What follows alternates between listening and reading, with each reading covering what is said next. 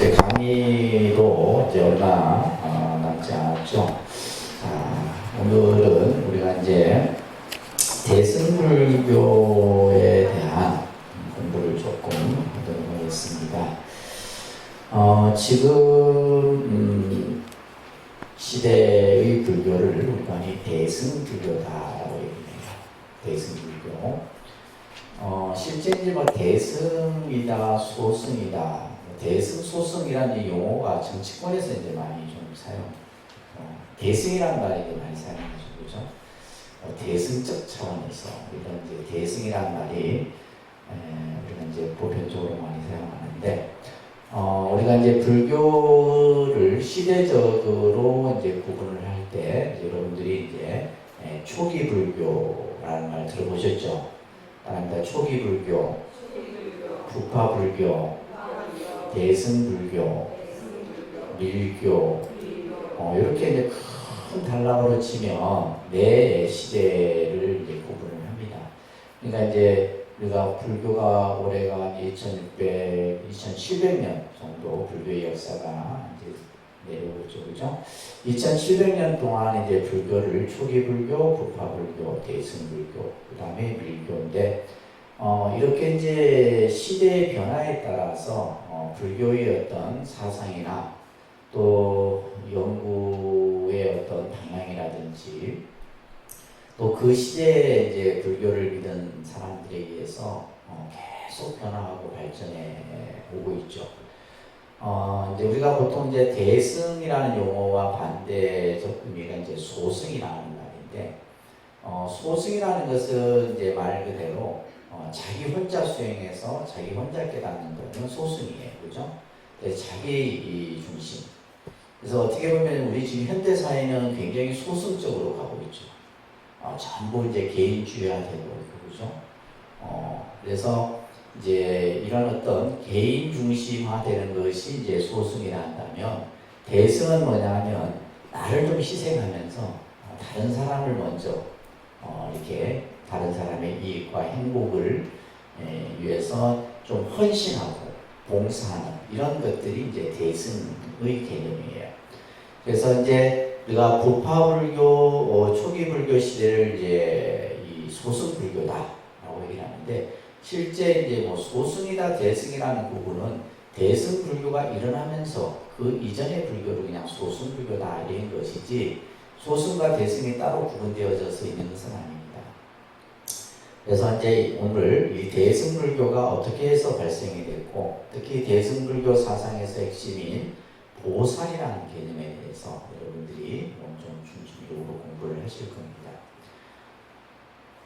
여러분들 이제 교재에 보시게 되면 부처님이 열반하신 후 이제 교단의 어떤 분열이 나타나게 되고, 그죠? 여러 가지의 사회 현상에 따라서 불교의 모습도 변하게 되는데, 특히 이제 분열이 나타나는 가장 근본적인 원인을 이제 계율과 교리의 해석, 그 다음에 실천의 차이 이런 것에서 이제, 왜냐하면 이제 사람들의 생각과 방향이 자꾸 다르다 보니까 부처님께서 제정하신 계율에 대해서 또 교리에 대해서 이제 사람들이 이렇게 생각하는 사람도 있고 저렇게 생각하는 사람도 있고 있단 말이에요.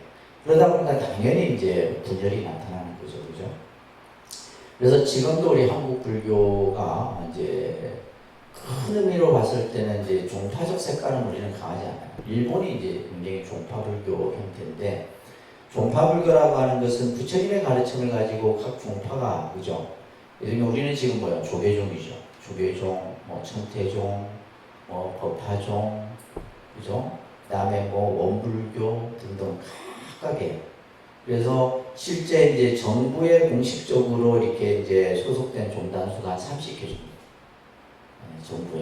정부 이제 국가에서 이제 인정하는 종파가 한 30개 가까이 되고, 그 나머지 이제 뭐 유사 종교단체 이런 이제 그 종파까지 하게 되면 수십 개가 불가능합니다. 그러니까 이제 그런 종파들이 뭐냐면 각자 자기들의 어떤 그 소위 경전이라든지 사상이라든지 실천들이 다 틀리죠. 우리는 이제 한국 불교 같은 경우는 크게는 뭐요? 결혼하는 종파, 결혼 안 하는 종파 이렇게 구분을 하게 되는데, 보통 이제 우리가 비구 종단 같은 경우는 조계종은 결혼을 하지 않는 종파. 사실 그렇게 구분하는 것도 참 무서운 건데, 그죠? 그런 이제 구분으로 구분하는 게 아니고, 이제 부처님의 사상 중에서 어떤 사상을 가지고 이제 세워졌느냐에 따라서, 특히 이제 우리 조계종은 이제 선, 그죠? 선을 중심으로 해서 세워진 종파가 바로 조계종입니다.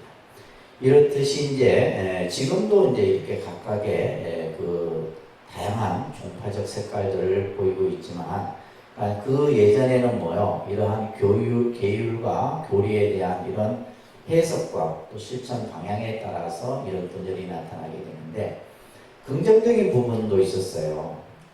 긍정적인 부분은 뭐냐 하면, 불교 교리가 굉장히 체계적으로 정리가 됩니다. 특히 이제 부파불교 시대 때는. 그러면서 불교의 사상적 논리 토대가 만들어져요. 그래서 이제 여러분들이 흔히 생각하는 불교가 어렵다라고 하는 이유는 바로 요 시대 때 만들어집니다. 그러니까 우리가 예를 들면 논리화되고 체계화되는 이런 것들.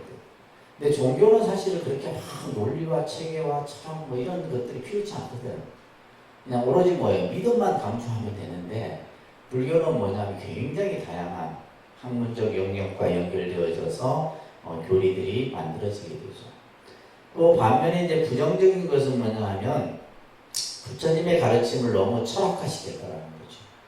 그래서 이것은 어떻게 보면 전문화된 영역이 아닌 사람은 접근할 수 없는. 그래서 예전에는 이제 부파불교 시대 때는 스님들만이 불교였어요. 그러니까 여러분들은 뭐 부처님의 가르침에 대해서 배울 생각도 안 했을 뿐더러 그것을 가르쳐 주는 것도 없었죠. 오로지 이제 스님들만이 이제 경전을 연구하고 이렇게 교리를 체계화시키는 이런 것들을 해왔던 겁니다. 그러면서 이제 그러다 보니까 이런 어떤 교학 중심의 불교가 되게 되면 반대로 뭐가 약해지냐면 수행이 약해지게 돼요. 예를 들면 스님들이 자기 수행을 하고 그죠? 자기 어떤 수련을 딱 해야 되는데 오로지 뭐예요? 책만 보고 앉아 있는 거예요. 그러다 보니까 이제 그러한 이제 좀 부정적인 측면들도 나타나게 됩니다. 그러다가 이제 시대는 반드시 뭐냐면 변화와 개혁이 나타나게 돼요. 그래서 점점 불교가 사람들로부터 외면당하게 되는 거죠. 그러면서 이제 교재로 나와 있듯이 당시에 대중부 계통의 스님들인데 특히 이제 진보적 성향을 가진 분들, 그죠? 진보적 성향. 그래서 우리 조계종도 90년도에 개혁이 일어납니다. 크게 한 번. 여러분들 뭐 신문지상에서 80년대, 90년대 보면 늘 스님들이 막 싸우고 막 그냥 뉴스만 나오면 막 스님들 싸우는 장면이 안 나와요. 그러다가 한번 90년대 때 완전히 그냥 이 탈바꿈을 하게 되는, 그래서 그 당시는 이제 개혁종단이라고 하는 종단이 들어서서 모든 어떤 그 권력 체계들, 정부와 이렇게 밀착된 권력자들 이런 스님들을 다 축출해내고, 그래서 엄청나게 근데 후유증이 컸죠. 그래서 이제 그러니까 시대에 따라서 이런 일들이 항상 일어나게 되는데, 이때는 이제 진보적 승려와 더불어서 제가불자는 여러분들이죠, 그죠? 그래서 함께 손을 잡아서 당시에 이제 어떤 교단의 폐단, 교단의 잘못된 부분들을 바로잡고, 그죠? 불교를 대중들에게 좀 더 널리 알리기 위해서 이제 일어난 불교가 바로 대승불교다. 그래서 대승불교는 이제 맨 아랫줄에 보면 부처님의 참 정신을 회복시키는 신앙운동이 바로 대승불교예요. 그러니까 부처님께서 이 세상에 오셔서 우리들에게 무엇을 말씀하셨느냐, 그죠? 그것은 바로 뭐냐면 중생의 고통, 중생의 아픔을 뭐 하라는 거예요? 제도하고 구제하라는 거예요. 그것을 우리는 이제 한마디로 얘기하면 중생제도입니다. 그러니까 중생제도, 중생제도예요. 내 어떤 수행과 내 어떤 개인의 해탈보다는 그죠? 고통받는 중생을 제도하고 교화하는 것이 부처님의 참 가르침입니다. 그래서 이러한 새로운 이제 신앙운동으로 일어난 것이 바로 대승불교인데, 이때가 이제 BC 1세기경에 일어납니다. 그러면 이러한 운동이 일어나게 되는 이제 주요 요인은 이제 경전을 중심으로 해서 이제 이러한 대승 경전들이 일어나게 되는데 대표적인 것이 이제 반야경, 화엄경, 법화경 이런 경전들이에요. 그래서 가장 이제 대승 불교 사상을 담고 있는 경전이라고 볼 수가 있죠, 그렇죠? 그래서 대승과 소승의 의미를 조금 교재에서 지금 정리를 하고 있는데 다릅니다. 마하는 이제 큰 대자를 써서 대라는 뜻이고 야나라는 것은 승이라는 뜻이에요. 이 승자가 탈승자입니다. 탈승. 우리가 승차한다 하잖아요. 승차. 차에 오른다 할 때 이제 이 승자가 탈승자예요. 그래서 대승이라는 말은 마하야나라는 뜻으로서 커다란 탈 것이다 이런 뜻이에요. 혼자 가는 게 아니고 혼자 타는 게 아니고 뭐요? 여러 사람과 함께 탄다 이런 뜻을 가지고 있습니다. 반면에 소승은 히나야나라고 합니다. 히나야나라는 것은 이제 이것은 뭐예요? 혼자 타는 거죠. 혼자 타는. 여럿이 함께 타는 것이 아니라 혼자서 그냥 개인 중심으로 개인 수행을 하고 개인적으로 해탈을 얻고 이런 것들을 이제 소승이라고 얘기를 하는데 이러한 이제 대승불교가 이제 반야경을 중심으로 해서 대승불교가 일어나게 됩니다.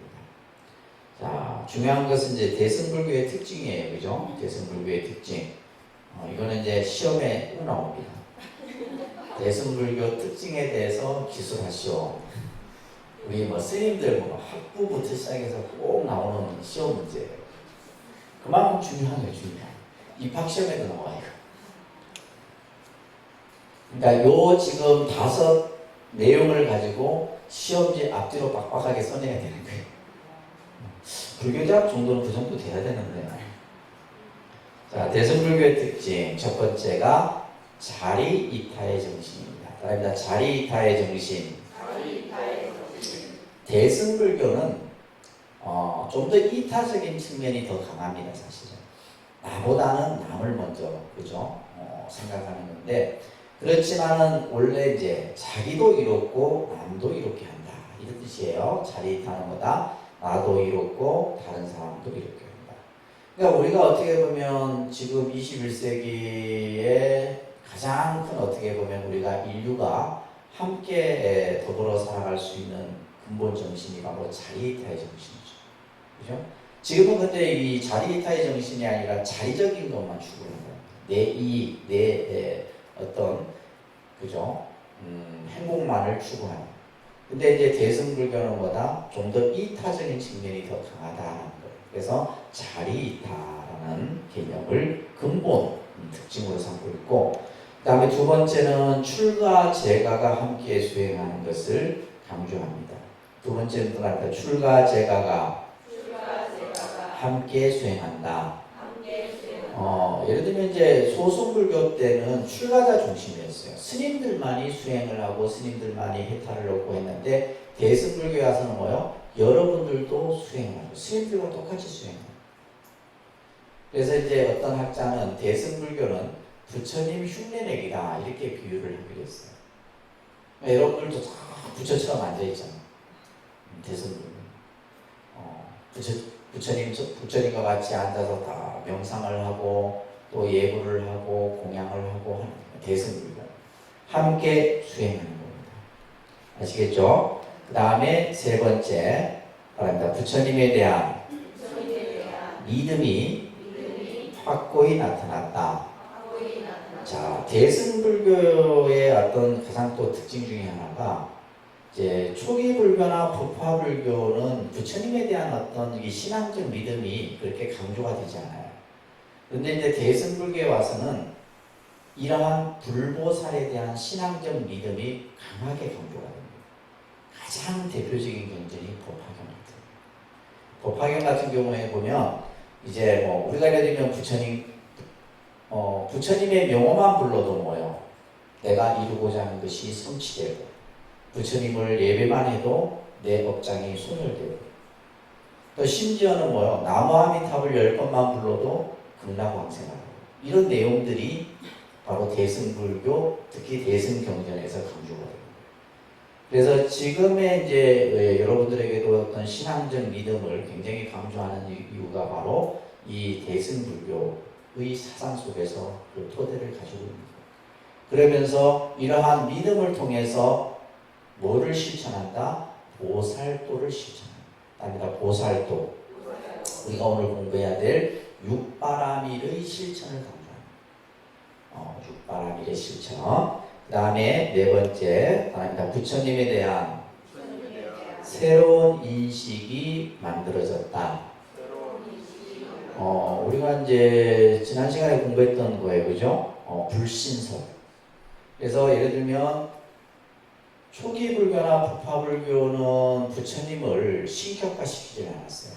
그냥 인간의 모습으로서의 붓다, 그죠? 인간의 모습의 붓다로 보다가 대승불교 와서는 뭐요? 절대적인 붓다의 모습으로 바뀌어요.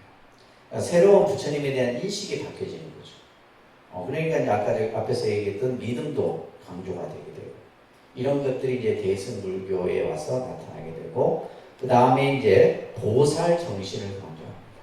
그래서 여러분들을 보살이라는 거예요. 보살은 여성 불자들에게 칭하는 호칭이 아닙니다. 스님도 보살이고 거사도 보살이고, 불교에서의 보살은 모든 수행하는 이들을 전부 뭐라 해요? 보살이라 칭합니다. 근데 이것이 이제 용어 자체가 이제 우리 한국 불교는 또 한국 불교만이 여러분들을 보살이라고 해요. 예를 들면 다른 일본이나 중국 같은 데서는 우리가 그렇게 안 부릅니다. 뭐라고 그러냐면 청신사, 청신녀, 선남, 선녀 이렇게 호칭을 하는데, 우리 한국 불교만 그냥 여성 불자들에게 보살. 그거는 어떻게 말하냐면, 특히 이제 한국 불교의 모든 사상이 바로 대승불교 사상으로 뿌리를 내리고 있기 때문에. 그래서 이제 이 보살 정신을 강조하는데, 말합니다. 상구보리, 하와 중생. 이게 이제 보살 정신의 가장 근본이에요. 이거 외우셔야 됩니다. 상구보리 밑에다가 자리라고 써놓고 하와 중생에다가 이타라고 써요. 나중에 또 나옵니다. 그래서 보살의 정신은 상구보리 하와 중생이다. 그러니까 이 이제 생각이 딱 여러분들이 갖추고 계시거든요. 그래서 대승불교는 바로 보살 정신을 강조하고, 또 자리타의 정신을 바탕으로 한 상구보리 하와 중생을 근본으로 하는, 이 사상이 이제 대승불교에서 중요한 개념입니다. 이것을 이제 우리가 오늘 이제 조금 일부분만 보게 될 텐데, 특히 이제 대승불교 사상하면 여러분들 여러 이제 사상들이 나와요. 이런 사상들은 이제 경전을 중심으로 해서 이런 이론 체계들이 이제 성립이 되게 되는데, 대승불교 하면 공사상입니다. 무슨 사상? 공사상. 그러니까 제 본명에도 공이 들어가 있잖아요. 저희 스님이 처음 이 본명을 저한테 주시면서 대승불교의 사상, 불교의 사상은 핵심은 공이다. 공이라는 것을. 그러니까 예를 들면 제가 이제 제 본명이 신공인데 공을 믿으라 이런 뜻이 아니에요. 수행자가 수행을 해 나가는 데 있어서 뭐예요? 신은 믿음이죠, 그죠? 믿음. 그러니까 이것을 이렇게 한자니까 두 뜻을 그냥 같이 묶어서 해석하고 이게 아니라 한 글자 한 글자 뜻을, 이 한 글자 속에 뜻이 있고 또 한 글자 속에 뜻이 있고, 그렇게 해서 저의 이제 본명을 주셨던 기억이 나는데, 그래서 대승불교 사상하면 무슨 사상? 공사상입니다. 왜 그러냐면 부처님께서 49년 설법을 하셨죠, 그죠? 49년 설법 중에 21년을 뭐에 대해서 얘기했냐면 공에 대해서 얘기하셨어요. 21년. 그러니까 49년 설법 중에 21년을 반야 공에 대해서 얘기하셨어요. 그래서 이 21년 동안 설해놓은 경전이 600부 반야라 이렇게 해요. 몇 부 반야? 600부 반야. 기독교 신약 구약 해봤자 66권인데 우리는 한 경전만 해도 600권이에요. 그러면 여러분들 600권 하니까 감이 안 오죠? 이 609 중에서 577번째가 뭐냐? 금강경이에요. 600권 중에서 577번째 해당되는 경전이 뭐다? 우리 불자들이 늘 독송하는 금강경이에요. 이 609를 함축해서 엑기스만 모아서 만들어 놓은 경이 270자로 구성된 반야신경이에요. 그러니까 우리가 반야신경을 한번 독송하는 것은 어떤 의미예요? 609 반야경전을 독송하는 것과 똑같은 의미예요. 그래서 이제 우리가 이제 불교에서는 사실 반야신경 한 번만 독송해도 다 되는 거잖아요.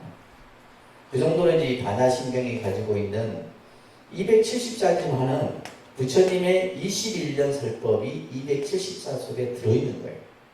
대단한 거죠, 그죠? 대단한 겁니다. 자, 이 공인데, 자, 이 공은 수냐라고 합니다. 인도말로 수냐라고 이렇게 하는데, 이 공이라는 것은 텅 비어 아무것도 없는 상태를 공이라고 해요. 공, 비어있다 이 말이에요. 그죠? 비어있는.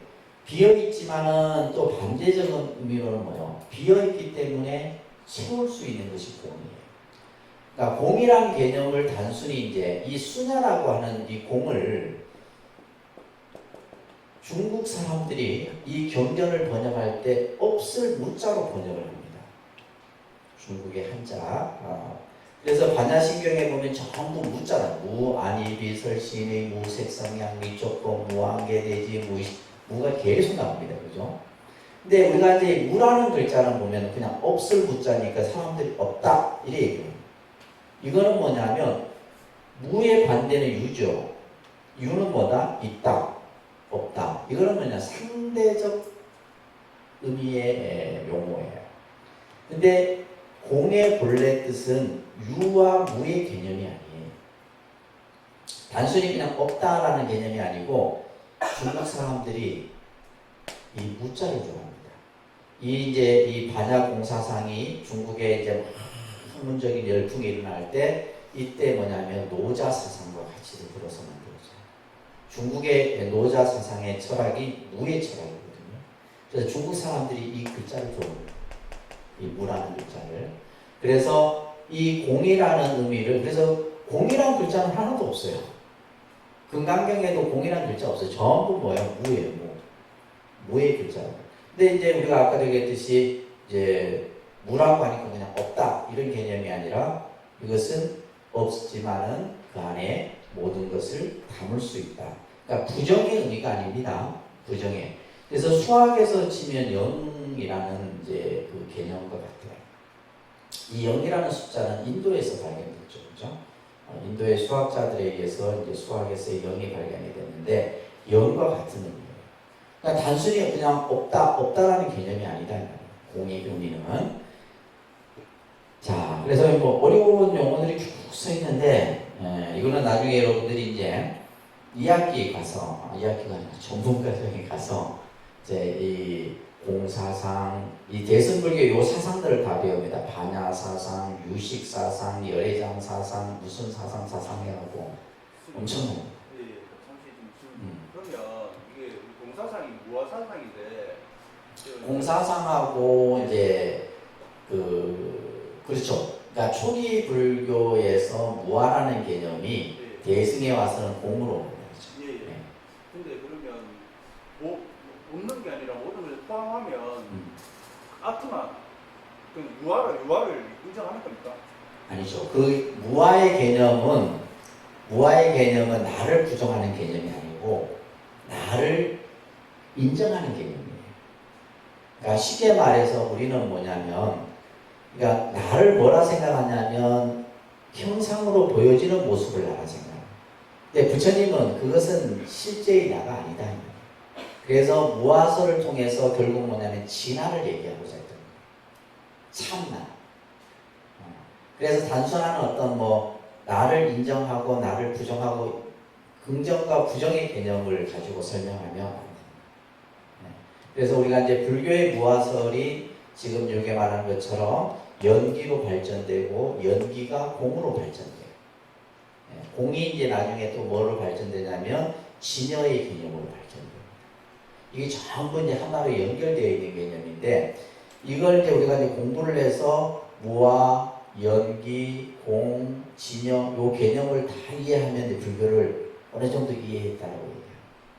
그래서 지금 얘기하신 것처럼 이제 무아의 개념 자체를 나를 부정한다 이런 개념이 아니라 참 나를 부처님은 설하기 위해서 우리 중생들은 어리석어서 보여지는 모습을 나라 생각합니다. 그것을 먼저 깨뜨리기 위해서 무아설을 얘기하는 거죠. 그렇게 이해를 하시면 됩니다. 자, 그 다음에 반야 사상도 아까 이제 얘기했듯이 그죠? 대승불교 사상의 핵심은 반야 사상입니다. 그 다음에 따릅니다. 반야 사상. 반야라는 말은 그냥 지혜라는 뜻이에요. 그죠? 지혜. 불교 용어로 치면 지혜라는 의미를 가지고 있고, 그 다음에 연기 사상입니다. 따릅니다. 연기 사상. 그래서 이제 대승불교 사상을 확립한 인물이 용수보살이라는 보살인데 이 용수보살이 뭐라 얘기냐면 공은 연기다 이렇게 얘기했어요. 우리가 이제 불교 교리의 핵심은 연기라 그랬죠, 그죠? 그래서 이 공과 연기가 어떻게 서로 상관관계를 형성하고 있느냐 이런 것들이 이제 우리가 대학에서 이제 이론적으로 이런 것들을 배우는 거죠, 사실은. 그래서 이제 연기설도 보면 아레아 연기, 진여 연기 이런 연기설들이 굉장히 그래서 내가 이 연기설만 가지고도 박사 논문이 수십 편이에요. 그 정도로 이론 체계가 굉장히 다양한 분야입니다. 하나입니다. 중도 사상. 이 중도 사상은 이제 연기 사상과 더불어서 이제 불교의 핵심 개념이 바로 중도라고 했죠, 그죠? 그래서 이제 용수보살이라는 보살이 중론이라는 저서를 짓습니다. 우리 도서관에 가면 중론이 있는데 중론이 뭐냐면 이 바로 중도 사상을 개념으로 해서 8부 중도소를 이제 설명해 놓은 것이 이제 이 중론이라고 하는 저서예요. 여기에 이제 바로 연기라는 개념도 같이 설명되어 있고 굉장히 이제 교리적인 측면으로 상당히 어려운 조금 이렇게 수준의 개념이라고 보시면 됩니다. 그다음에 유식사상, 유심사상이라고 하는데 우리 마음의 인식 구조에 대해서 설명해요. 그래서 대승 중기에 나타난 사상이 이제 유식과 열애장 사상인데, 그래서 우리가 예를 들면 번뇌가 어디에서 일어나느냐, 그죠? 우리 번뇌가 어디에서 일어나느냐, 또 우리의 심리의 구조가 어떻게 이루어져 있느냐, 어떻게 인식하고 하느냐. 그래서 이제 이 유식 사상은 불교 심리학이라고 합니다. 굉장히 이것도 어렵습니다. 그래서 경과 논도 다양하고 이런 것들이 실제 이제 저희가 대학에서는 이런 유식을 가지고 예를 들면 학부 때, 석사 과정 때, 박사 과정 때 이렇게 해서 유식 전공자들이 만들어집니다. 전공이 다 틀려요. 전공이 다 틀립니다. 유식 전공, 반야 전공, 뭐 예를 들면 화엄 전공, 이 전공이 다 틀려요. 다 이것을 이해할 수는 없습니다. 그죠? 그 다음에 열반사상. 열반사상은 이제 불교의 깨달음의 본질에 대해서, 그죠? 이것을 어떻게 바라보느냐라고 하는, 우리가 이제 깨달음이라고 하는 것에 대해서 이제 이 열반사상을 통해서 특히 열반경이라는 경이 있어요. 열반경.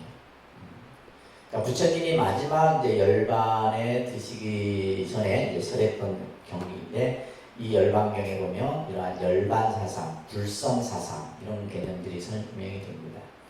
따라서 보살사상. 이 보살사상은 이제 반야경을 중심으로 해서 이제 이 보살사상들이 강조가 되고요. 그 다음에 법신사상. 이 법신사상은 이제 화엄경을 중심으로 해서 이런 사상들이 설명이 되어집니다. 그 다음에 성불사상이 있고, 그죠?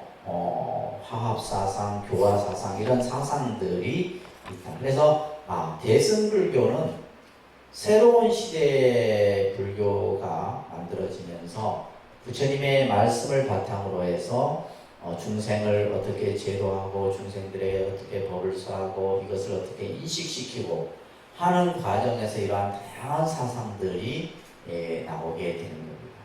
그래서 이제 지금도 보면 우리 한국 불교는 이러한 대승불교 사상을 중심으로 해서 모든 가르침들이 펼쳐집니다. 반면에 이제 동남아시아 불교권은 이제 초기 불교나 부파 불교 중심으로 해서 이루어지고 있고, 그렇죠? 크게는.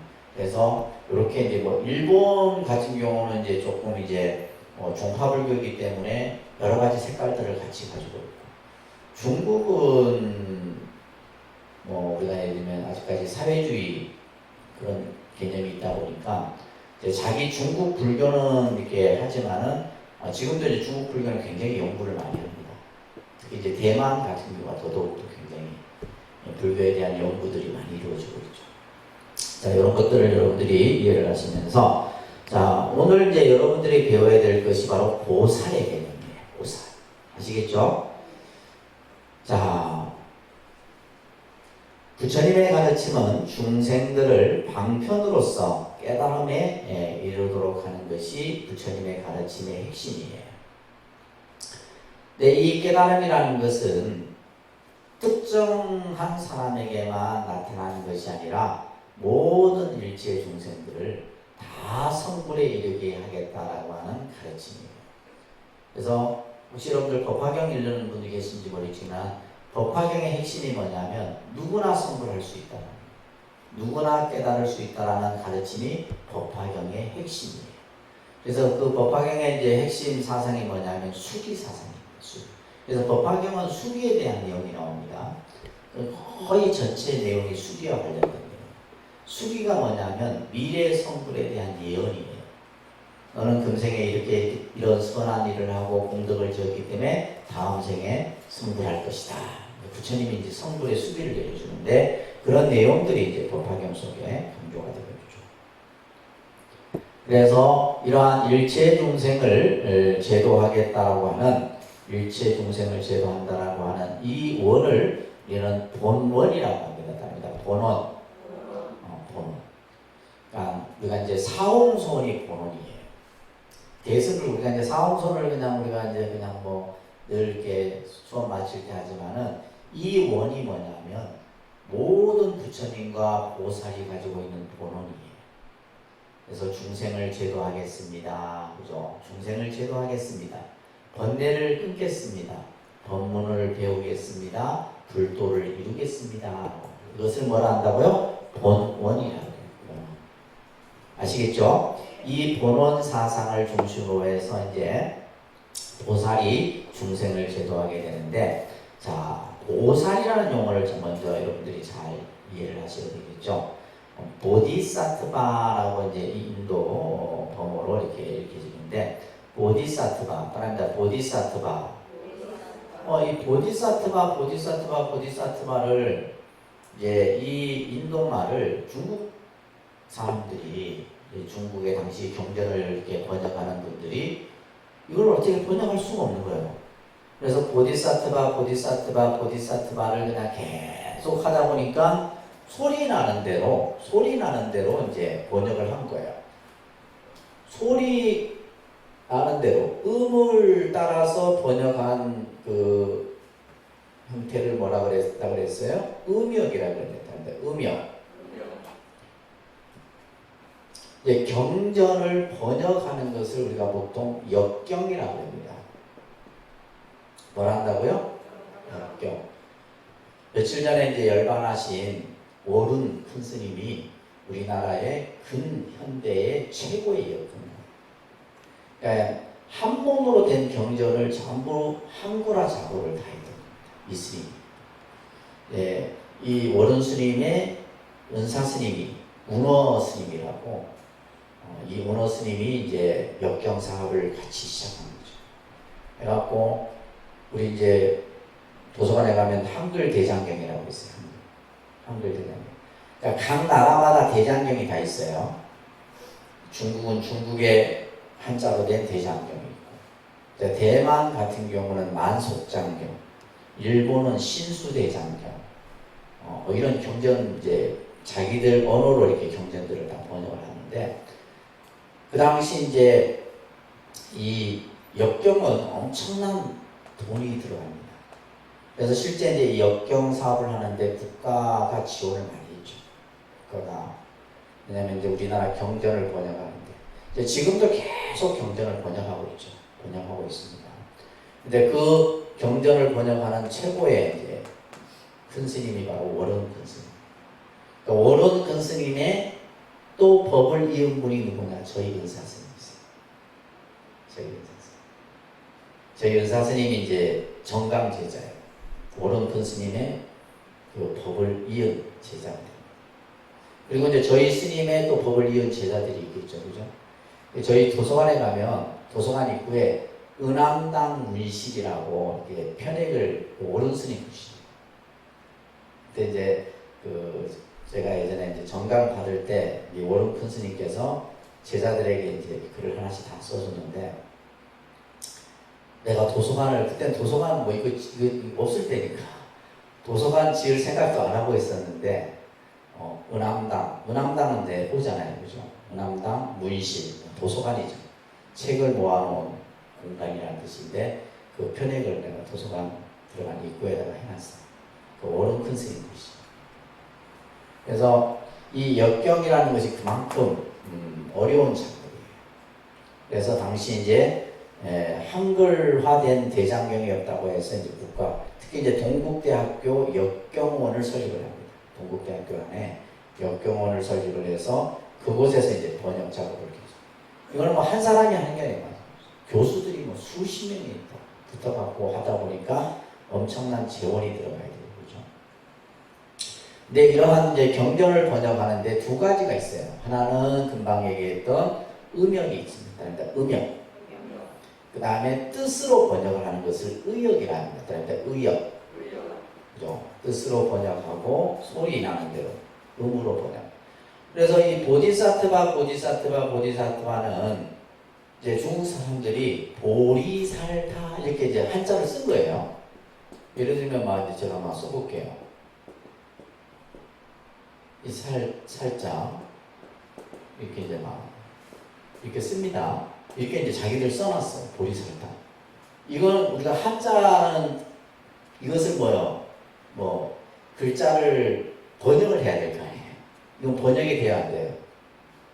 번역이 돼야 안 돼요. 이 한자는 번역을 할 수가 없는 거예요. 왜? 보디사트바를 그냥 소리 나는 대로 번역을 한 거예요. 이런 용어들이 불교 용어에 굉장히 많습니다. 아까 반야라는 말도 한자로 읽겠습니다. 반야. 이거 뭐예요? 뜻으로 짝반자 만약약자는 한자로는 해석이 안 돼요. 왜냐하면 뿌라주냐 빠냐를 그냥 중국인들이 그냥 반냐 이렇게 써버린 거예요. 그 다음에 이제 우리가 이해하려면 의역 뜻으로 이해를 해요. 그래서 이제 뜻으로 번역했을 때 각유정이라고 이제 번역을 합니다. 그러니까 각유정. 유정이라는 말은 중생이라는 뜻이고 깨달을 각자죠. 다시 말해서 보면 보살이라는 의미는 깨달은 중생이다. 이런 뜻으로 이제 번역이 됩니다. 번역. 우리가 이제 번역도 보면 직역이 있고 의역이 있습니다. 직역은 뭐냐면 한자 그대로를 번역하는 거고 의역은 그 한자의 의미를 또 깊이 그냥 또 이렇게 한 번 더 꼬아갖고 번역하는 거예요. 그래서 이제 한자도 보면 그래서 번역이 어려운 거예요. 직역이 있고 의역이 있기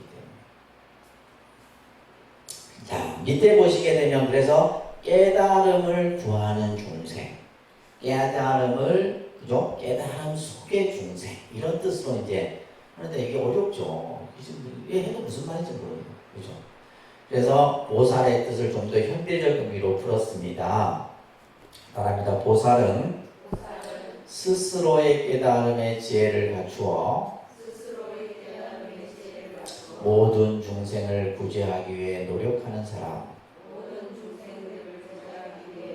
자, 보살의 의미가 뭐냐? 지혜를 갖추어서, 그렇죠? 반야의 지혜를 갖추어서 중생을 구제하기 위해서 끊임없이 노력하는 일을 보살이란다. 두 번째, 보살은 진리를 구하고 자비를 실천함으로써 완성의 길을 가는 구도자이다. 두 번째 보살의 의미는 뭐냐면 진리를 구해요. 그죠? 깨달음을 구하기 위해서 열심히 수행하고 또한 자비를 실천함으로써 그죠? 이 자비는 뭐예요? 중생을 제도하기 위한 거잖아요. 그러면서 완성의 길을 가는 구도자. 그래서 보살은 구도자적인 성격이 강합니다. 끊임없이 자기 완성을 위해서 닦아가는 이들. 이런 이들을 뭐라 한다? 보살이라고 하는 겁니다. 아시겠죠? 보살. 그 다음에 말합니다. 보살은 자기의 안락보다 중생의 이익을 위해 서원을 바라는 의미이다. 그러니까 보살이라는 뜻 속에는 뭐냐면 내 자신의 행복보다는 뭐예요? 중생의 이익. 그죠? 중생들을 제도하고 중생들을 이익되게 하기 위해서 늘 뭔가 원을 세우는 이를 보살이라고 하는 거예요. 그래서 대승불교 사상에서 가장 핵심이 보살입니다. 이 보살이라는 개념을 통해서 중생을 제도하고 교화하고 하는 거예요. 그래서 보살의 수행 이념은 따라합니다. 상구보리, 하와중생. 이거 외우셔야 됩니다. 보살의 수행 이념은 상구보리, 하와중생입니다. 여러분들이 보살로서, 그죠? 부처님의 가르침을 배우고 실천하는 불자로서 내가 닦아야 할 근본 이념이 뭐냐? 상구보리, 하와중생이에요. 지금 우리 한국 불교가 이런 개념들은 단순히 그냥 교리로서만 치유해버리니까 불교가 이 모양이 이 꼴일 거예요. 이거는 교리가 아닙니다. 여러분들이 반드시 해야 할 거예요. 이거는 여러분들만 해야 할 것이 아니라 우리 스님들도 마찬가지예요. 상구보리 하와중생이 수행의 이념이 돼야 되고 여러분들이 불자로서의 가장 근본 이념이 돼야 돼요. 상구보리는 뭐예요? 보리는 깨달음을 말하죠. 그죠? 항상 깨달음의 지혜를 구하는 거예요. 끊임없이 배우고 수행하고 실천하면서 자신의 깨달음을 구하고 동시에 뭐예요? 중생을 항상 교화하고 중생을 이익되게 하고 하는 거예요. 그러니까 우리가 이제 이 세상이 좀 더 모든 사람들이 행복하고 잘 살기 위해서는 바로 뭐예요? 상구보리 하와중생을 우리가 함께 실천해야 돼요. 그래서 이것이 동시에 이루어져야 되는 겁니다. 깨달음을 구하는 일과 중생을 이익되게 하는 일이 함께 닦아져요. 그래서 여러분들이 이제 부처님 법을 배우고 또 실천하면서, 그죠? 가장 가까운 중생은 누구예요? 내 가족이죠. 내 가족, 내 이웃, 내 주변의 사람들, 다 모든 사람들. 그래서 이러한 수행의 이념을 근본으로 보살은 삼고 있다. 자, 보살이 가지고 있는 근본 정신은 첫째는 지혜입니다. 그러니까 지혜. 불교는 지혜의 종교라고 했죠, 그죠? 지혜입니다. 이 지혜는 어리석지 않는 거예요. 어리석지. 그러니까 여러분들이 어떻게 보면 불교 공부를 하는 이유도 뭐예요? 지혜를 개발하게 하는 거죠. 부처님의 가르침을 통해서 바로 반야의 지혜를 갖추는 것이고, 그 다음에 자비입니다. 그러니까 자비. 저 불교를 자비의 종교라 얘기합니다. 자비의 종교. 그래서 잘하는 것은 중생을 상대를 뭐하게 하는 거고 기쁘게 하는 거고, 비는 그 상대의 아픔을 내 아픔으로 여기는 것이 자비예요. 그래서 이제 우리가 흔히 이제 기독교에서 말하는 사랑은 아가페적인 사랑이에요. 이거는 뭐냐면 신에 대한 사랑입니다. 신. 오로지 신이 중심이에요. 그 사랑을 실천하고 사랑을 표구하는 데는 신이 내가 예를 들면 내가 믿는 신을 믿는 사람에게만 적용이 되는 거예요. 그러니까 예를 들면 우리 신을 믿지 않는 사람은 뭐예요? 적용이 안 돼요. 근데 이제 불교에서의 자비는 보편적 자비라고 그러죠. 보편적. 누구에게나 불교를 믿든 안 믿든 뭐죠, 그죠? 모든 뭐 인간이 됐든 축생이 됐든 뭐가 됐든 간에 누구에게나 보편적으로 하는 자비예요. 세 번째는 원력행입니다. 그러니까 원력행. 원력이라는 말, 그죠? 항상 원력이라는 말은 원을 세우는 마음이에요. 나중에 이제 이런 공부들도 설명드리겠지만은 내가 무엇을 할 때는 반드시 원이 있어야 돼요. 내가 불교를 공부하는 데 있어서도 마찬가지고 절에 갔는 데도 마찬가지고 그렇잖아요. 우리가 사람이 목표가 없으면 할 이유가 없어요. 내가 예를 들면 부처님 공부를 하는데도 목표가 있어야 되고 여러분들이 세상을 살아가는데도 목표가 있어야 되는데 목표가 없는 삶은 아무 무의미하죠. 그래서 저는 끊임없이 뭔가 원을 세웁니다. 그것이 실현될지 안 될지는 차후의 문제고 그래서 그걸 향해서 나아가는 거잖아요. 그죠? 그걸 향해서 나아가는 거예요. 설사 한쪽에서는 그냥 굳이 뭐 귀찮은데 막 이 생각이 들고 아니 또 한쪽에서는 또 세우고 그렇게 살아가는 거예요. 자, 그러면 우리가 이제 이러한 보살의 모습들이 어떻게 나타나느냐 우리가 이제 말합니다. 이제 신앙으로서 여러분들이 이제 4대 보살을 지금 설명드린 거 잘 공부하세요. 말합니다. 관세음보살, 문수보살, 대세지보살, 보현보살, 지장보살. 그래서 4대 보살 내지 5대 보살로 이렇게 이제 우리가 항상 기도 때나 또 신앙적으로 늘 섬기고 있는 보살들이죠. 그죠? 관세음 보살. 자, 관세음 보살입니다. 관세음 보살은 관자재 보살이라고도 얘기를 합니다. 그러니까 관자재 보살. 그래서 관세음 보살을 우리가 이제 보편적으로 많이 알고 있는데 반야신경에는 뭐가 나와요? 관자재 보살이 나와요. 왜 그러냐면 이것도 뭐예요? 경전을 누가 번역하느냐에 따라서.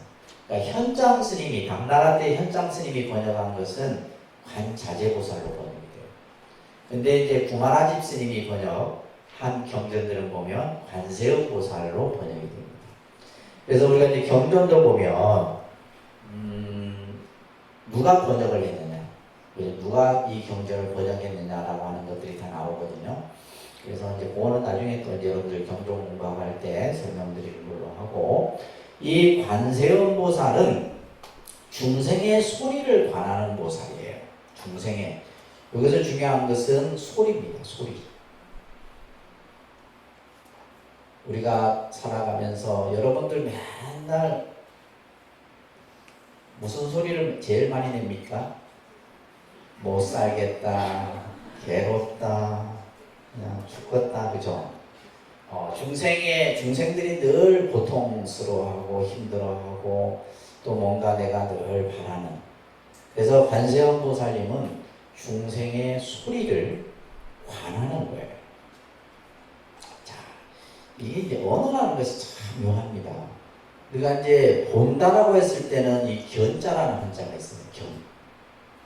이게 볼견자입니다. 볼견자. 그리고 관자가 있어요. 그죠? 획수가 좀 많은데 이 관자는 볼관자입니다. 무슨 관? 볼견, 볼관 이렇게 이제. 근데 이거는 이 볼견은 뭐냐면 이거는 시각적으로 보는 거예요. 눈으로 보는 거. 눈으로 보는 거는 견입니다. 그렇죠? 눈으로 보는 건 견이에요. 이거는 보는데 한계가 있죠. 내가 지금 보아지는 예를 들면 뭐가 하나만 다 가려도 그 다음 영상을 우리가 보지 못하잖아요. 근데 이 관은 마음으로 보는 거예요. 틀립니다. 그래서 우리가 이제 한자를 좀 잘 공부하면 이 한자의 의미가 굉장히 다양해요. 그래서 이 관은 뭐다? 마음으로 관한 거. 마음으로 보는 것은 시간과 공간을 초월해요. 내가 지금 눈을 감고 남산을 내가 볼 수 있어요. 그죠? 미국의 맨하튼도 내가 볼 수 있고 프랑스 파리 에펠탑도 내가 볼 수 있어요. 눈으로 보이는 것은 이거는 뭐냐면 시각적인 것은 한계가 있는데 마음은 뭐예요? 시간과 공간을 초월해서 보는 거예요. 그래서 우리가 이제 이 관세음보살을 얘기할 때 관은 바로 이 관자를 쓰는 거예요. 세음. 세음이라는 것은 중생의 소리예요. 세상의 소리. 여러분들이 뭔가 바라고 힘들어하고 고통스러워하고 괴로워하고 이 소리를 뭐 하는 거예요? 관하는 보살이 바로 관세음보살이에요. 그러니까 관자재는 이제 자유자재로 중생들의 원하는 바를 성취시킨다 해서 관자재보살이라고 얘기를 합니다. 자, 이 관세음보살은 자비를 상징해요. 뭘 상징한다? 자비. 우리가 이제 간혹 그런 질문을 받아요. 스님, 보살은 여성이에요? 남성이에요? 보살은 성이 없습니다. 근데 이제 우리가 이제, 이 관세음보살하고 대비되는 보살이 문수보살인데, 문수보살. 이 관세음보살님을 우리는 대성자모 관세음보살 이렇게 해요. 그래서 관세음보살은 마치 뭐예요? 우리의 어머니의 이미지로 우리 중생들은 늘 생각합니다. 어머니. 그죠? 우리가 어머니가 가지고 있는 이미지는 자비입니다. 자비. 여러분들 그렇잖아요? 그래서 내 자식을 위해서는 내 모든 것을 바칠 수 있는 것이 어머니예요. 모든 걸 다 주잖아요. 모든 것을 평생을. 그래서 관세음보살은 바로 중생의 어머니다 이런 표현을 씁니다. 그래서 늘 자비로워. 그리고 문수보살은 중생의 아버지예요. 문수보살은 어머니입니다. 사자를 타고 다니죠. 문수보살은 칼을 들고 다니고 사자를 타는 모습을 하고 있는 것이 문수보살. 그래서 예를 들면 아버지는 엄하고, 그죠? 이런 면이 있어야 돼요. 어머니는 뭐 해야 되고? 자비로워야 돼요. 요즘 세상은 이게 뒤바뀌어져 있으면 곤란합니다. 이러면 이제 집안이 규율이 안 서는 거예요. 어머니는 자애로워야 되고, 아버지는 엄격하고, 또 무게감이 있어야 돼요. 그래서 이제 크게 이제 우리가 신앙적으로 관세음보살님은 어머니의 모습으로 이렇게 많이 묘사가 되고, 문수보살은 아버지의 모습으로 묘사가 되는데, 우리가 이제 법화경에 이 관세음보살 보문품이라는 품이 나오는데, 여기에 보면 관세음보살을 치극정성으로 염하고 받들며, 그래서 우리가 관세음보살 이렇게 소리내서 관세음보살을 고인력으로 부르잖아요. 그러면 관세음보살은 33가지의 몸으로 나타나 중생들의 괴로움으로부터 벗어나 중생들이 원하는 바를 성취시켜준다. 이런 이제 구절이 법화경 이 보문품에 서해지고 있어요. 그래서 보통 우리가 이제 이 관세음보살 보문품이 관음신앙에 대해서 모든 것을 설하고 있는 경전이라고 보시면 됩니다. 근데 이러한 관세음보살 같은 경우는 너무나 또 그 모습이 다양해요. 보면 우리가 일반적으로 여유는 관음, 이 관음을 우리가 보통 수월관음이라고 해요. 수월관음, 뭐 예를 들면 11면 관음이라 해서, 저 11면 관음은 뭐냐면요, 석굴암에 가면 볼 수 있어요. 석굴암에 가면 11면 관음보살인데 11가지의 얼굴인데, 우리 중생들이 나타낼 수 있는 얼굴이 11가지예요. 슬픈 얼굴, 화낸 얼굴, 기쁜 얼굴, 근심하는 얼굴, 뭐 이런 얼굴.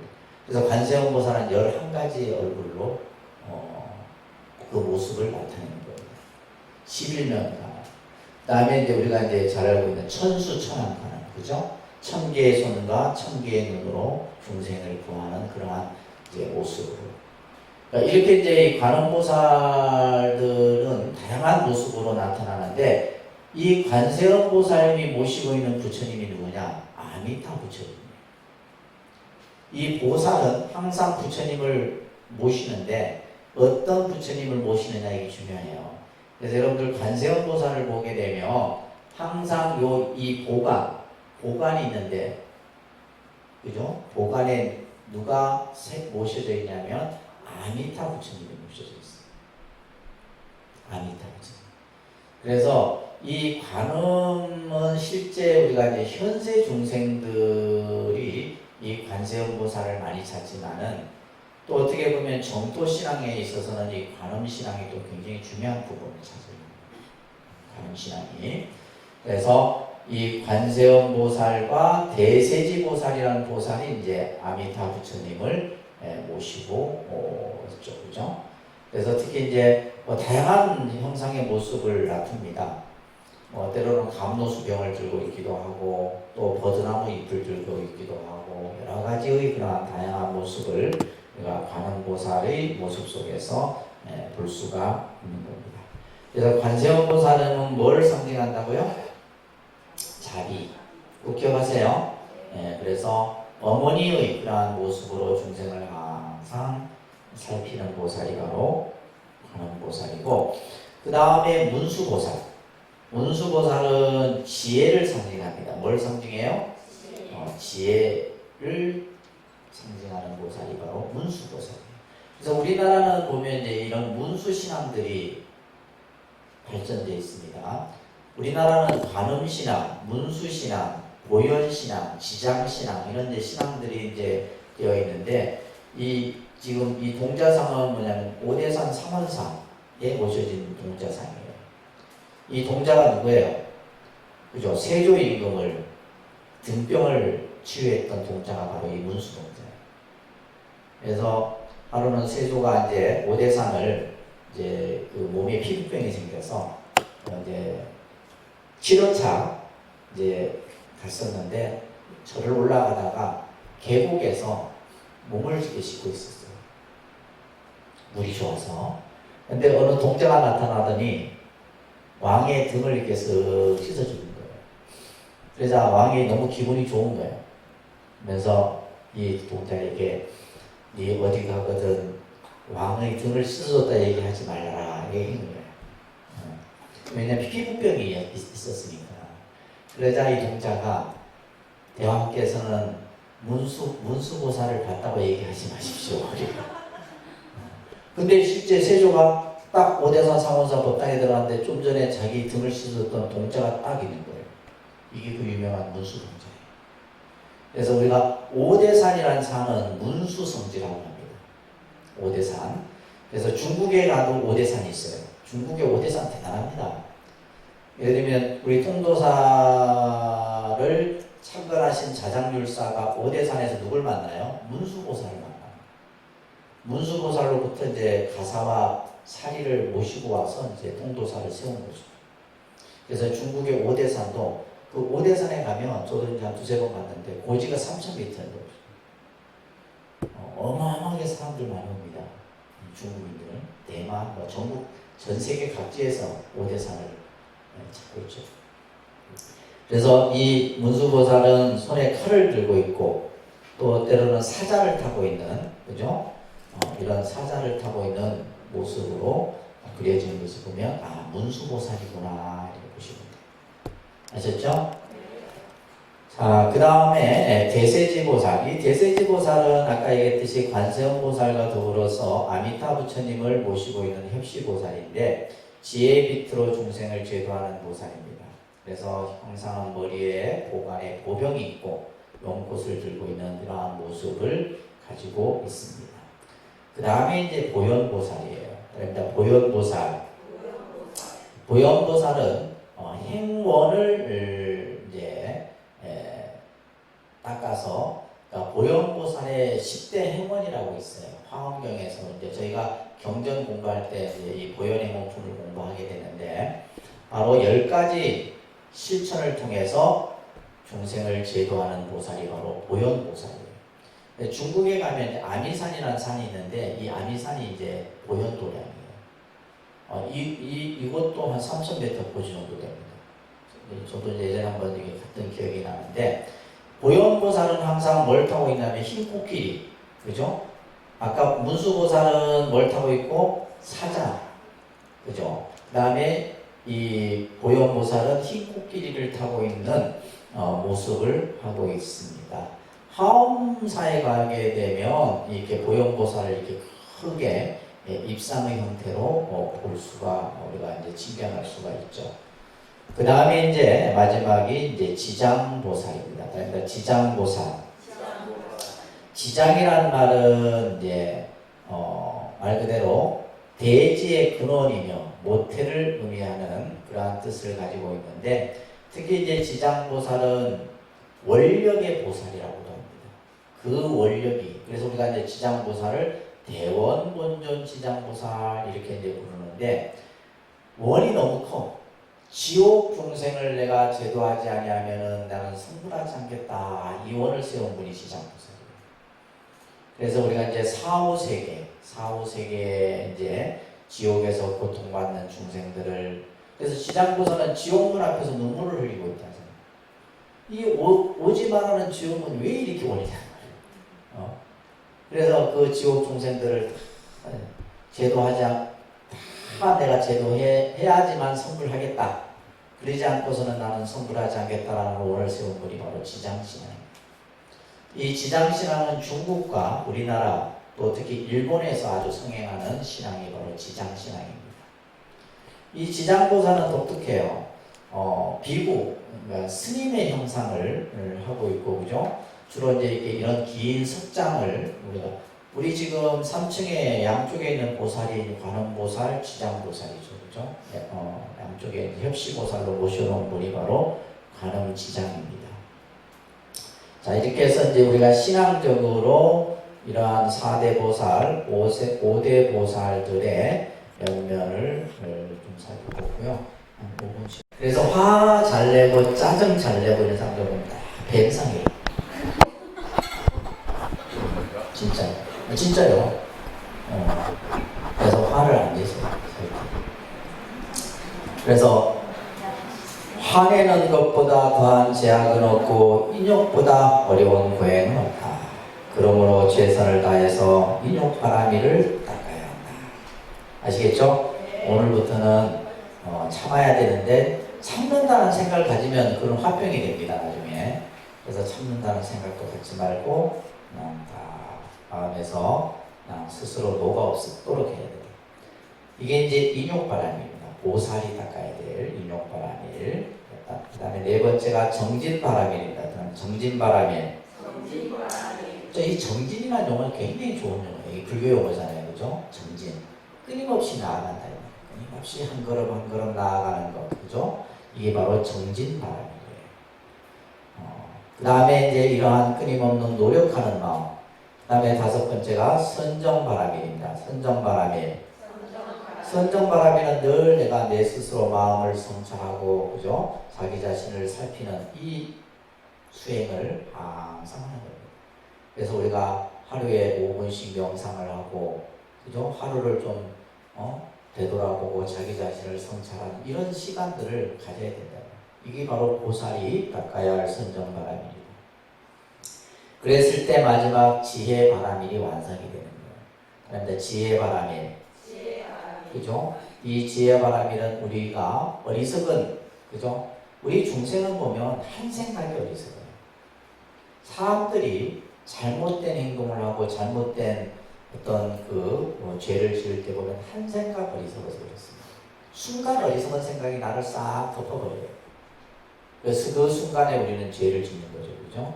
그래서 스스로 어리석음에서 벗어나서 반야의 지혜를 완성하는 삶을 살아가는 것이 바로 보살의 육바라밀의 실천입니다.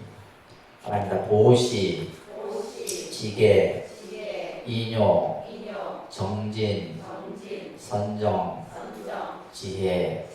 그래서 우리가 절에 와서 어떤 공부를 하느냐? 바로 육바라밀을 실천하는 공부를 하는 거예요. 아시겠죠? 이거 꼭 기억하시고, 그 다음에 이제 그 다음 페이지 넘겨보시면 보살이 가지는, 그죠? 4가지의 마음이 있는데 중생을, 이게 속자는 뭐냐면 나로 향하게 한다 이런 말이에요. 나로 향하게. 그래서 이제 우리가 이제 우리 흔히 리더십을 얘기할 때, 불교적 리더십을 얘기할 때 이 사서법을 가지고 설명합니다. 모든 사람을 나로 향하게 하는 거예요. 내가 지도자로서 내가 어떠한 이끄는 입장에서 가져야 될 마음이 네 가지 마음. 첫 번째가 이제 보시섭입니다. 그런데 보시섭, 그죠? 베풀어야죠. 베풀면 다른 사람들이 나를 따르게 되어 있습니다. 우리가 아까 뭐 무죄칠시도 배웠고 그죠? 근데 그러한 베푸는 마음을 통해서 다른 사람을 전부 나로 향하게 하는 거예요. 그 다음에 에어섭입니다. 사람들 에어섭. 에어섭은 이제 부드럽고 온화한 언어를 통해서, 말을 통해서. 그래서 우리가 예를 들면 옛날 뭐 속담에 우리 뭐 말 한마디에 천냥비상, 이건 진짜 진리예요, 진리. 그죠? 사람이 말 때문에 다 모든 재앙이 말에서 생겨요. 그렇죠? 그래서 밑에 보면 구시 하문이니 필검수하라 이런 말이 있어요. 입은보다 재앙의 문이다. 그다음에 입이 하나였기 망정이지 둘이 있으면 어쩌면 이 조물주가 잘 만들어 놓은 거예요. 입이 하나였으니까 다행이지. 아니 안 그래도 한 입으로 두 말 하는데 입이 두 개 있으면 그죠? 두 입으로 네 말 할 거 아니에요. 구시 하문이니 필검수하라.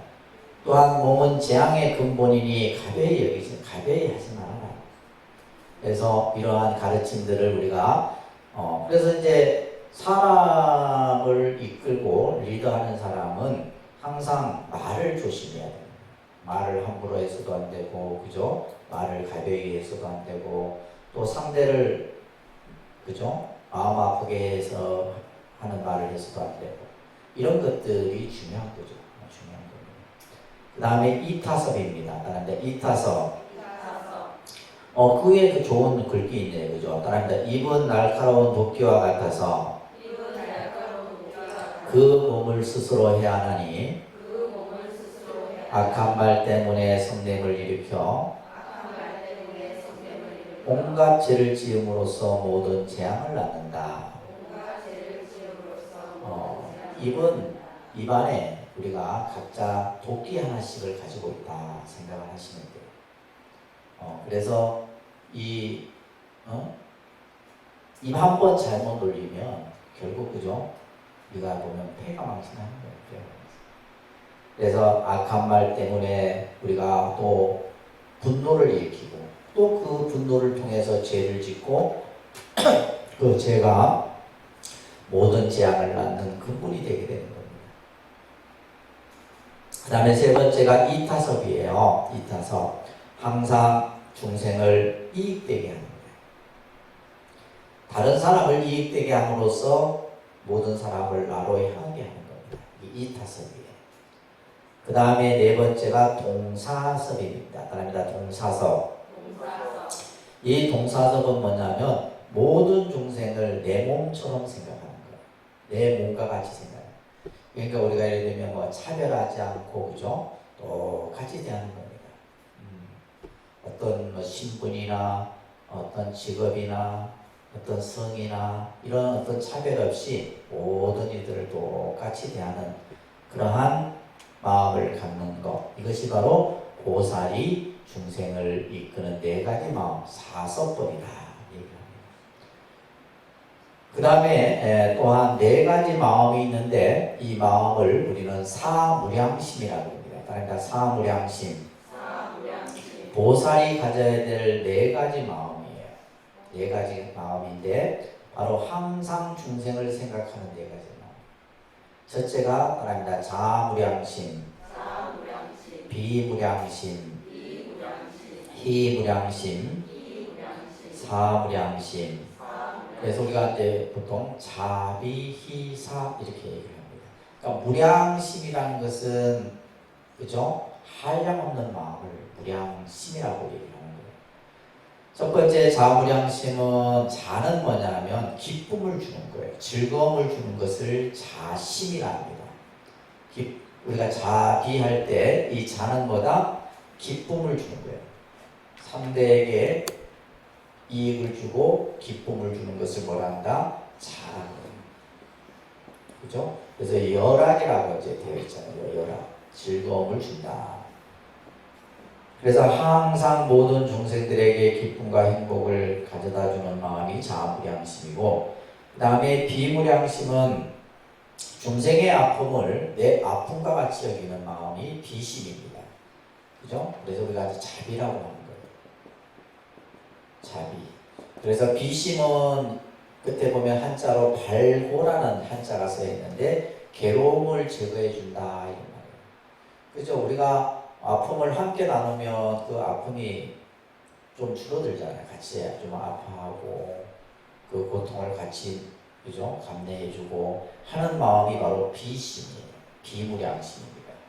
그래서 이제 이 자비라는 말을 여기서 이제 사용하고 있고, 그 다음에 희무량심입니다. 그런데 희무량심.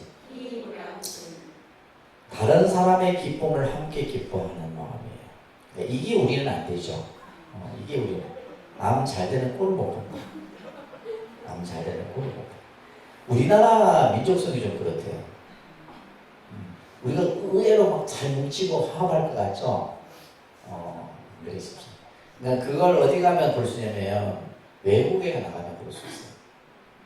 그러니까 외국에 나가면 자기 민족끼리 제일 잘 뭉치는 민족이 어디예요? 중국이에요. 중국. 그래서 우리가 차이나타운들이 어느 도시마다 만들어진 차이나타운 같은 경우는 이 사람들은 뭐냐면 자기들끼리 뭉쳐갖고 땅을 사고 건물을 사고 해갖고 같이 더불어 살아가는 거예요. 근데 우리는 보면 이제 코리안타운 같은 경우 보면 남 잘 되는 꼴을 못 보는 거예요. 여기도 예전에는 좀 여기도 보면 누가 어느 가게가 잘 된다 하면 이제 뭐 예를 들면 그린벨트 훼손해서 고발하고 막 이런다. 자기가 아무 상관없는데도. 그러니까 서로 또 고발하고 또 고발하고 계속. 그러니까 한국 사람들은 절대 다른 사람 잘 되는 꼴을 못 보는 거예요. 그래서 코리아타운은 이게 활성화가 그렇게 잘 안 된대요. 저희 뉴욕 같은 데 보면 우리 한국 사람들은 각자는 뛰어난데 이게 뭉쳐지질 않는 거예요. 그래갖고 이제 그게 뭐냐면 어떤 좀 어려운 사람이 있으면 같이 이렇게 해서 같이 이렇게 커나가고 이렇게 해야지 이제 이 다른 민족들이 함부로 못하는데, 그래서 우리가 이 희무량심은 뭐예요? 같이 기뻐하는 거예요. 아시겠죠? 다른 사람의 기쁨을 같이 기뻐해주는 마음. 이게 바로 보살이 가져야 되는 마음입니다. 이 희무량심. 아주 단순한 것 같아도 이게 큰 거예요. 그 다음에 이제 제일 중요한 것이 사무량심입니다. 그러니까 사무량심. 이거는 뭐냐면 모든 사람을 평등히 대하는 마음이에요. 평등하게 대하는 마음. 이게 사무량심입니다. 그래서 예를 들면 뭐 내랑 가깝고 우리는 이제 우리나라 사람들은 혈연, 지연, 학연 그죠? 이런 것에 이제 많이 치중을 하게 되는데, 또 예를 들면 뭐 이제 근데 이 보살은 뭐냐면 뭐 인간뿐만이 아니라 모든 어떤 생명체에 대해서도 같은 그죠? 평등한 마음, 평등하게 중생을 대하는 마음이 바로 사무량심입니다.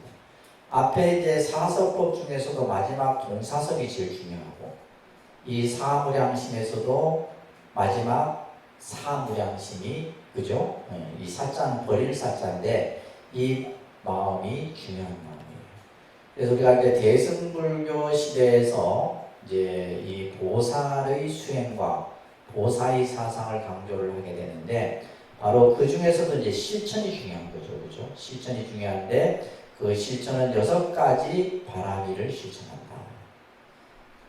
6바라미입니다. 따라서 이제 6바라미, 6가지 바라미를 여러분들이 신앙생활을 해나가는 데서 항상 이 바라미를 닦아가고, 그러면서 내가 인간관계를 맺고 살아가는 데 있어서, 그죠? 우리가 이제 관계를 맺고 살아가야 되잖아요. 더불어 살아가기 위해서는 뭐다? 4가지, 그죠? 중생을 섭하는 마음, 사서법의 마음을 보살이 가져야 되고, 또한 마음에서는 항상 네 가지 한량없는 사무량심의 마음을 늘 바라는 거예요. 이게 바로 보살입니다. 그러니까 뭐 절에 간다고 보살이 아니에요. 이 육바라밀 사무량심 사서법을 행하는 이가 바로 보살이다. 그래서 대승불교에서는 바로 구도자로 보살을 나타내는 겁니다. 보살은 초월적 인격체가 아니라 우리가 예를 들면 간세어 보살이나 지장보살 같은 그런 초월적 인격체가 아니라 자, 중요한 말이 자기 완성을 위해 끊임없이 지혜를 추구하면서, 그죠? 우리가 좀 더 내가 이 세상에 태어나서 인간의 몸을 받고 부처님 법을 만났으니 좀 더 내 삶을 좀 더 많은 사람들의 이익을 위해서 살아가는. 또 한편으로는 뭐요? 모든 이들에게 이익과 행복을 주기에 노력하는 모든 사람을 대승불교에서는 뭐라 한다? 보살이라고 칭하는 겁니다. 그래서 이 보살이라는 용어 자체가 대단한 거예요. 그냥 우리가 그냥 통상적으로 그냥 이렇게 뻗친 끝에 붙여서 하는 말이지만은 이 보살이 가지고 있는 이런 어떤 실천 이념이라든지 이런 것들은 굉장히 그 의미가 크다라고 볼 수가 있습니다. 그래서 우리는 대승불교의 참 정신인 보살의 정신을 통해서, 그래서 우리가 보살 정신을 굉장히 강조하는 겁니다. 이 보살의 정신을 통해서 중요한 것은 뭐예요? 더불어 함께하는 삶이죠. 그죠? 우리가 좀 더 모든 사람들이 함께 더불어 행복하고 함께 더불어 살아가는 삶을 살아가는데 여러 우리 불자님들이 이 보살 또 실천을 통해서 여러분들이 만들어 가셔야 됩니다. 아시겠죠?